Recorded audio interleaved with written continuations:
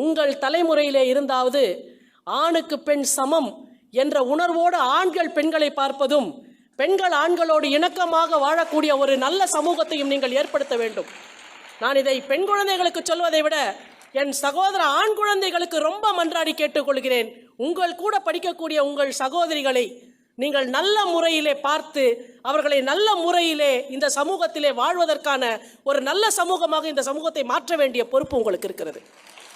ஏன்னா பெண்களை பற்றி சொல்லுகின்ற பொழுதே மாமியார் மருமகள் சண்டை இப்படியெல்லாம் ரொம்ப அற்பத்தனமான விஷயங்களை நாம் நிறைய பார்த்துட்டோம். அந்த மாதிரி நிறைய பேச்சுக்களை கேட்கிறோம். அற்பத்தனமான பேச்சுகள் பேசக்கூடிய இடத்திலிருந்து உங்களை விலக்கிக் கொள்ளுங்கள்.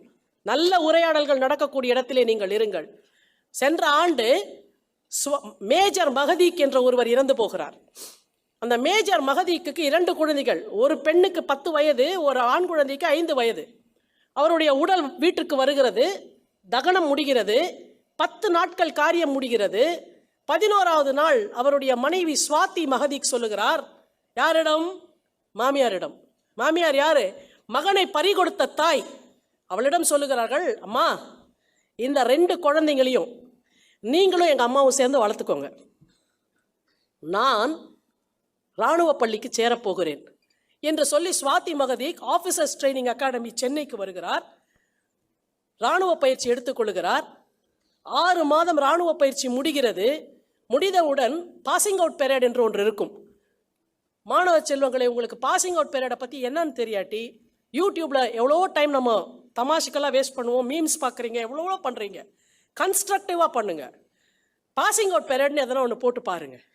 அந்த கதவு திறந்து அந்த இராணுவ வீரர்கள் பயிற்சி முடிந்து எவ்வளோ அழகாக, எவ்வளோ டிசிப்ளின்டாக வெளில வராங்க. அந்த பெரேட் எவ்வளோ அழகாக நடக்கிறதுன்றதை நீங்கள் பார்க்கலாம். அந்த பாசிங் அவுட் பெரேட் முடிகிறது. அந்த பாசிங் அவுட் பெரேட் முடிந்தவுடன் யாரெல்லாம் தகுதி பெறுகிறார்களோ அவர்களுக்கு தே கால் இட் கமிஷனிங் என்று சொல்வார்கள். ஸ்வாதி மகதீக் கேப்டனாக கமிஷன் ஆகிறார். அவருக்கு அந்த கமிஷனிங் செரிமனி முடிஞ்ச உடனே அது வரைக்கும் தன்னுடைய உணர்வுகளை எல்லாம் கட்டுப்படுத்தி வைத்துக் கொண்டிருந்த ஸ்வாதி மகதீக் உடைந்து போய் சொல்லுகிறார், இது வரைக்கும் என் மனசுல ஒரு உறுத்தல் இருந்தது. என் கணவர் பாதியிலேயே இப்படி இராணுவத்திலே இறந்து போய்விட்டாரே, அவருக்கு எவ்வளவு அவருடைய ஆத்மா அலையும். இந்த பணியை விட்டு சென்று விட்டோம் என்று இன்று முதல் எனக்கு அந்த பிரச்சனை கிடையாது. ஏனென்றால் என் கணவர் விட்டு சென்ற பணியை செய்வதற்கு நான் வந்து விட்டேன் என்று என் கணவருடைய ஆத்மா அமைதி கொள்ளும் என்று சொல்லுகிறார். இந்த கமிஷனிங்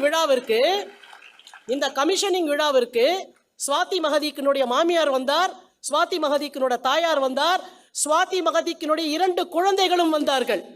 நான் என்ன தெரியுங்களா சொல்றேன், நமக்கெல்லாம் வாழ்க்கை எவ்வளவு சௌரியமா இருக்குன்னு நினைச்சு பாருங்க. நினைச்சா வீடு, நினைச்சா அம்மா, நினைச்சா அப்பா, நினைச்ச சாப்பாடு, சின்ன நம்ம ஹாஸ்டல்ல தங்குற பசங்களுக்கு ஒரு சின்ன சாப்பாடு வீட்டில் இருந்த குவாலிட்டியில் இல்லை வீட்டில் இருந்த டேஸ்ட்ல இல்லைன்னா கூட நம்ம எவ்வளவு ரப்சர் பண்றோம். நம்ம அந்த ஹாஸ்டல்ல இல்லை சாப்பிடாமலேயே நம்ம அப்படியே மெலிஞ்சி நலிஞ்சு போறோம். என்ன உணவு கிடைத்தாலும் சந்தோஷமாக சாப்பிடுங்கள். ஏன் தெரியுமா? என்னைக்காவது ஒரு நாள் சாப்பிட்றவங்களுக்கு மத்தியில் வேலைக்கு சாப்பிட்றதுக்கு நமக்கு இருக்கே என்ற மகிழ்ச்சியோடு இருங்கள். அது என்ன உணவாக வேணுமானாலும். அப்ப ஸ்வாதி மகதீக்கை போன்ற இந்த தேச